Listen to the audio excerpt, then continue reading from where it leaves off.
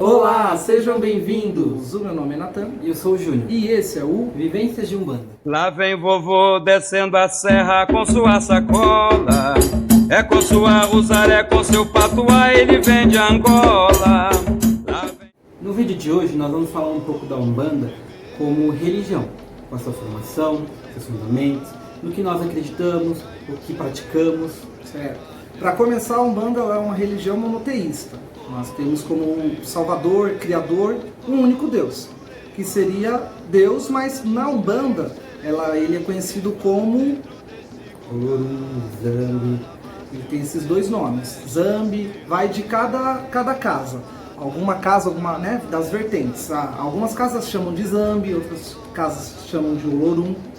Olorum, ele foi o criador, né, da terra, do universo, das plantas, de tudo que a gente vê. Então tudo que a gente vê foi criação de Olorum.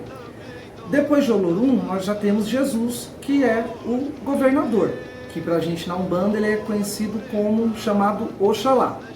Então temos Zambi, o Deus, o Criador, né, que criou as coisas e tudo que a gente vê. Em seguida vem o que governa, que seria Oxalá, o Filho de Deus, que é Jesus. Vamos falar agora um pouco sobre os orixás, né? Que são essas divindades pra gente.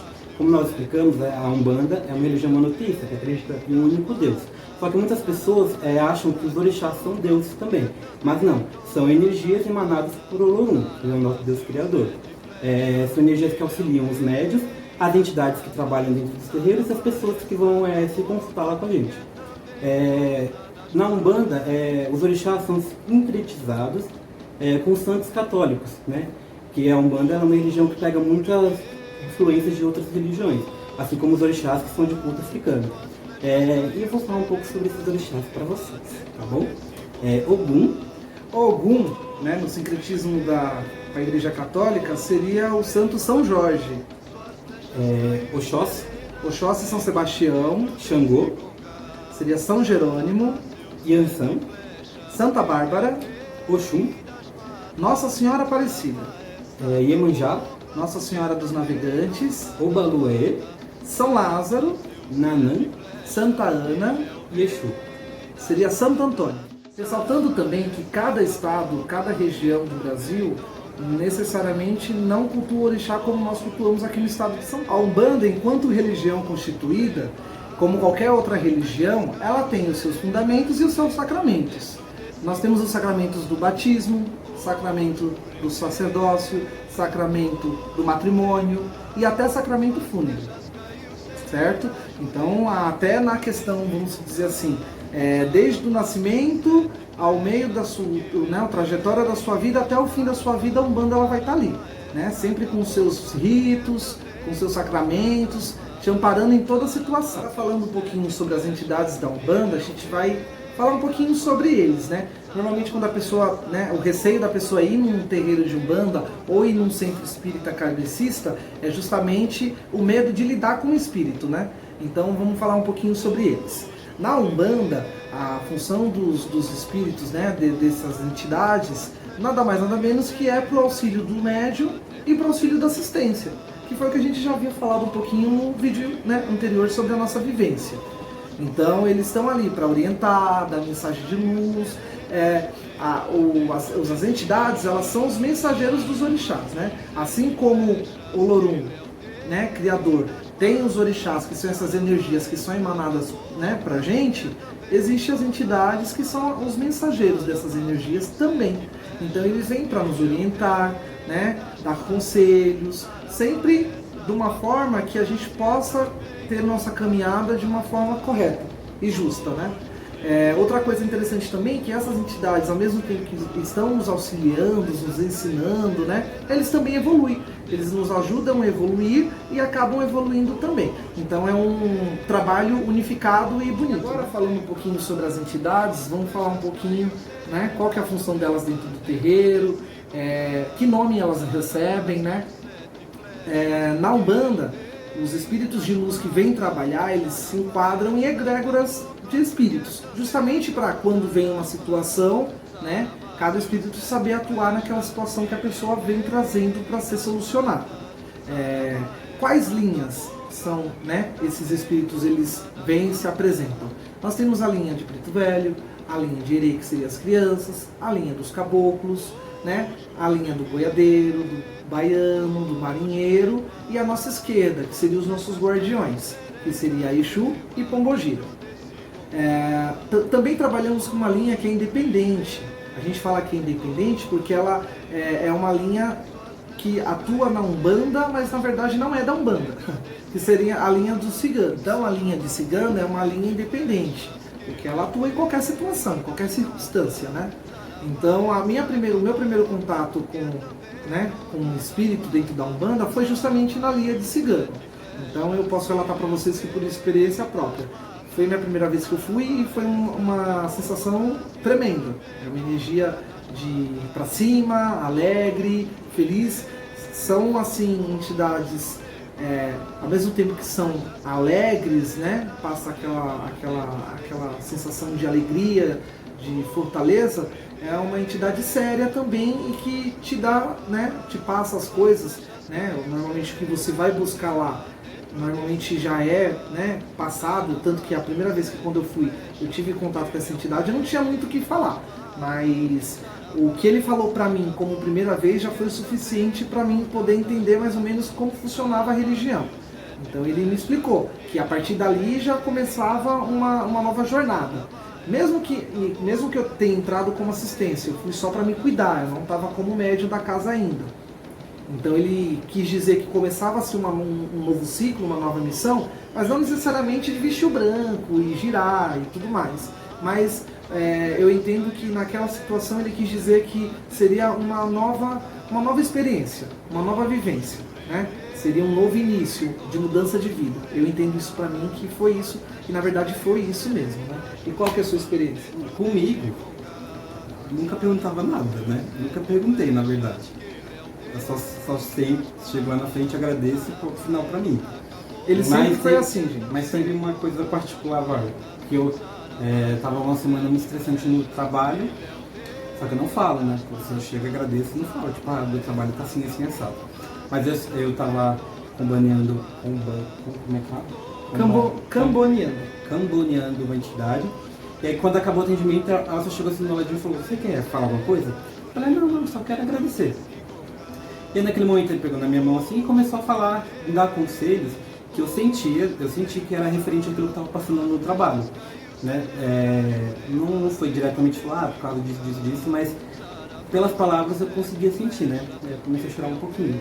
Aí ele perguntou, o que está acontecendo? Eu falei, não, tô bem. E isso. Foi assim. A entidade, né, quando você vai tomar o passe, que eu acho que a Umbanda em si, ela é linda, ela é rica em tudo. Então esse momento, esse íntimo que você tem com a entidade é muito bonito, é importante.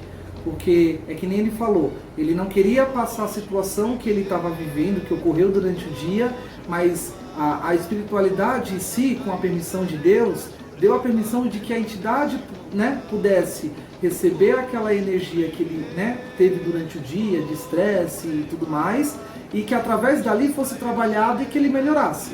Então, gente, a Umbanda ela é justamente isso, ela está aí para isso. A Umbanda ela vem para te ajudar, ela é caridosa. Então você vem com um problema seu, pode ser até uma besteira, que nem ele falou, estresse do cotidiano. E tem situações de pessoas que vai procurar Umbanda por questões bem piores, né? Normalmente tem situações que a pessoa ela vai procurar Umbanda por conta de um vício, algum familiar que está doente. Então tem várias situações. E pelo meu tempo de Umbanda, todas as situações que foram colocadas, pelo menos na casa onde nós trabalhamos, graças a Deus foi solucionado, né? Teve um direcionamento. Então, todos os casos eles foram solucionados. Eles tiveram, né? Foi colocado, até a gente humanamente dizendo, a gente falava, nossa, caraca, a pessoa precisa disso, e como que vai ser? Mas a partir do momento que a gente se entrega para a espiritualidade, é onde as pessoas não entendem esse divisor entre a energia de que a gente acredita, que fala que a gente não acredita em Deus. A gente sem Deus, a gente não é nada. Então a espiritualidade ela vem justamente para isso. Tá ali, as entidades estão ali por permissão de Deus, né? Nada acontece em vão. Então Deus permitiu que aquelas entidades estivessem ali, estão até hoje, né? E que nós, com a nossa espiritualidade, cada um com sua particularidade, no caso os médios de incorporação, que tem esse dom de, né, do Espírito se manifestar e passar a mensagem para o terceiro, para a pessoa que precisa, tudo vontade de Deus, gente. Nada acontece em vão. Então isso é uma das coisas que a gente, nos nossos vídeos, a gente quer colocar. A importância de Deus dentro da religião Umbanda. Então, tudo que nós vamos fazer é com permissão de Deus. Então, nenhuma entidade de Umbanda se manifesta no terreiro sem a permissão de Deus. Então, quando nós abrimos os nossos trabalhos no terreiro, lá na casa que nós trabalhamos, nós fazemos as orações comuns que qualquer outra pessoa faz, de qualquer religião que se diz cristã, que é o Pai Nosso.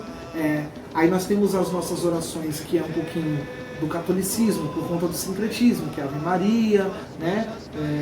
Salve Rainha, e entre outras orações, né? Então, o início dos nossos trabalhos começa assim, né? Nós temos esse contato diretamente com Deus, com a nossa essência, o que vai nos manter em pé ali. E o que vem depois, que são as entidades, é mais tranquilo, porque se Deus permitiu ali, imagina, gente, essas entidades são espíritos que normalmente tiveram em carne, tiveram vida como a gente, e passou por esse processo que a gente está agora, e passou para o outro lado do astral, teve esse processo para evoluir e vem trabalhar. Então, eu acredito que essa questão de um espírito, de uma pessoa estar na matéria e passar para o outro lado e vestir essa roupagem hoje e estar voltando e trabalhando dessa forma, é muito gratificante. É uma das provas do amor de Deus com a gente. Então, normalmente, as igrejas, vamos dizer, tradicionais têm o seu culto, né? Enfim, tem aquela mensagem dita pelo seu celebrante, afins. Na Umbanda é um pouquinho diferente. Né? Tem sim o nosso dirigente que passa as mensagens do dia, né? Ou alguma coisa assim falada. A gente fala o dirigente pessoa, mas as entidades em si, eles são um complemento. Então, o que a gente não tem, vamos dizer assim, de noção de espiritualidade, eles vêm e complementam pra gente pro nosso dia a dia. E é muito importante isso. E esse foi mais um vídeo, né? A partir dos próximos vídeos a gente vai colocar, vamos já entrar um pouquinho já no que é Umbanda. Então a gente vai entrar um pouquinho nessa questão de entidade. Cada vídeo a gente vai trazer, né, uma linha, explicar um pouquinho do que eles são, as características e colocar um pouquinho da nossa vivência, da nossa experiência com esses espíritos de luz maravilhosos, tá, gente? Se inscreva no canal. Curta, comente, compartilhe. Familiares, seus amigos. Isso. Repassa esses vídeos para as pessoas que não têm conhecimento, ou até as que têm, para a gente poder compartilhar também um pouquinho do nosso conhecimento. Conta aí nos comentários sua experiência também, se você frequenta um terreiro de Umbanda, alguma religião espírita. Legal, isso mesmo. Se quiserem comentar dicas dos próximos vídeos ou dúvidas, alguma coisa, tragam, que a gente não é perfeito, a gente não sabe de tudo. Então, o que a gente não souber, a gente vai passar para a nossa dirigente, vamos conversar, pesquisar, estudar e vamos todo mundo aprender junto, tá?